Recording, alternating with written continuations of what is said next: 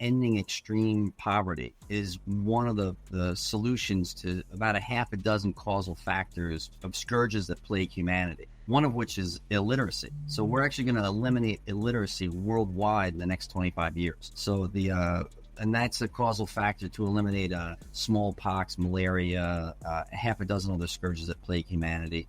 And Africa is one of the centers where it's like the last area of some of these things. And it's not because of the lack of us being able to solve those issues. It's because some people are so remote we can't get them. Like, I'll give you an example. The cure for leprosy costs less than $2 US.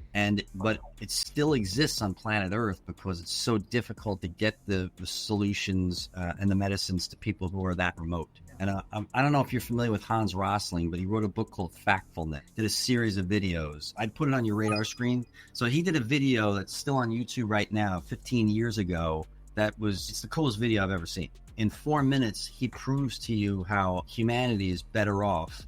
Virtually every facet of humanity is better off. The last little bit that's still hanging in there is in what we would call extreme poverty, that's living on less than $1.90 US a day. So what you're doing has a ripple effect. Like, I'll give you another example. There was a CEO in Raleigh that I had presented to about 2 years ago, and he was really proud. He was running a multi-billion-dollar farm industrial equipment company, and he was really excited about how he had just built a flour mill in Rwanda. And I said to him, I think you're missing an opportunity. He said, what do you mean? I said, send a film crew there and actually study, do a little mini documentary on the flour mill. Because he had also bought all the people around the area that worked there scooters so they could get to and from. And according to Hans Rosling, the number one thing that midwives were looking for in Africa were flashlights, because they would have to come home at night and they wouldn't necessarily see the snakes. I'm like, yikes. So something as subtle as that. There's a spirituality to commerce that I don't think we do a good enough job in the United States of tapping into. When people think or are shown that what they're doing, whether it's sweeping the floor in the factory or what have you, has a larger impact, it's a way to elicit that in them. Thomas Jefferson called it the emotion of elation. Like, when I'm thinking about it right now, I'm getting chills. You know what I mean? Because if I understand it correctly, one of the staple foods in Africa is called it's a root cassava, right?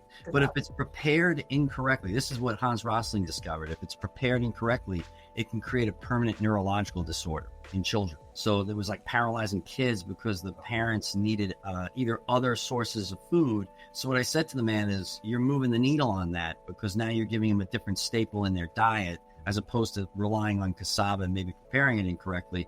Now you have other grains that can positively impact them. So this is really cool that you guys are doing this. So what was the motivation behind it? What got you guys started?